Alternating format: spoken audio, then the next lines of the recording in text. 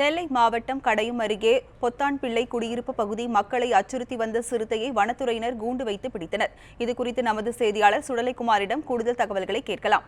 சுடலைக்குமார், பொத்தான்பிள்ளை பகுதியில் வனத்துறையினர் வைத்த கூண்டுல சிறுத்தை சிக்கியது பற்றி சொல்லுங்க. தற்போது அந்த சிறுத்தை எங்கு வைக்கப்பட்டிருக்கிறது?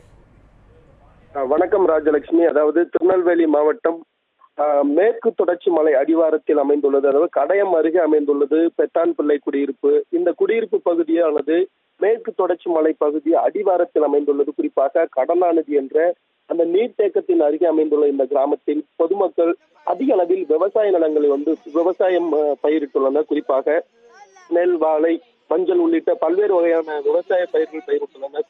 இந்த பகுதியை பொறுத்தவரை, அதாவது மேற்கு தொடர்ச்சி மலை பகுதிகளை பொறுத்தவரையில் களக்காடு, முண்டந்துறை புலிகள் காப்பக பகுதிகளில் புலி, சிறுத்தை, யானை, மான், மிலா, காட்டு யானை உள்ளிட்ட பல்வேறு வகையான வனவிலங்குகள் வசித்து வருகின்றன. இந்த பகுதியில் அதிக அளவில் தற்பொழுது தண்ணீர், அதாவது வனப்பகுதிக்குள் அந்த வனவிலங்குகளுக்கு தேவையான தண்ணீர் இல்லாததன் காரணமாக அந்த மேற்கு தொடர்ச்சி மலை பகுதி அடிவாரத்தில் உள்ள குடியிருப்பு பகுதிகளுக்குள் தொடர்ந்து இந்த வனவிலங்குகளானது வந்த வண்ணம் உள்ளன. குறிப்பாக இந்த பெத்தான்பிள்ளை குடியிருப்பு பகுதியை பொறுத்தவரையில் அதிக அளவில் சிறுத்தை நடமாட்டமானது ஊருக்குள் வந்த வண்ணம் உள்ளன. குறிப்பாக இரவு நேரத்தில் அதாவது அந்த கடனாநதி நீர்த்தேக்க பகுதியில் அமைந்துள்ள தங்களுடைய விவசாய நிலங்களை பாதுகாப்பதற்காக தினமும் இரவு நேரத்தில் விவசாயிகள் தங்களுடைய அந்த நிலங்களை பாதுகாப்பதற்காக இரவு நேரங்களில் பாதுகாப்பு காவலாக இருப்பார்கள். இந்த நேரத்திலும் சரி, அதிகாலை நேரத்திலும் சரி, இந்த சிறுத்தை நடமாட்டமானது அதிக அளவில் ஊருக்குள் புகுந்து நாய்களை தாக்கியும் ஆடுகளை தாக்கியும் காவலுக்கு இருக்கின்ற மனிதர்களை தாக்குதலும் தொடர்ந்து இருந்த வண்ணம் உள்ளது. இதனை அடுத்து வனத்துறையினருக்கு அந்த பகுதி மக்கள் இந்த சிறுத்தை பிடிப்பதற்காக கூண்டு வைக்க வேண்டும் என்று பல நாட்களாக கோரிக்கை விடுத்து வந்தனர். ஏற்கனவே கடந்த 3 மாதங்களுக்கு முன்பாக சிறுத்தை ஒன்றை பிடித்திருந்தனர். இந்நிலையில் இந்த மாதம் டிசம்பர் 12ஆம் தேதி தான் ஒரு 4 வயது மதிக்கத்தக்க பெண் சிறுத்தை ஒன்றை வனத்துறையினர் கூண்டு வைத்து பிடித்துள்ளனர். தொடர்ந்து அந்த பகுதியில் சிறுத்தை நடமாட்டம் இருப்பதாக வனத்துறையினருக்கு கிடைத்த தகவலின்படி மீண்டும் ஒரு கூண்டு அங்கு அரசு 3 நாட்கள், டிசம்பர் 15ஆம் தேதி மற்றொரு கூண்டு வைக்கப்பட்டிருந்தது.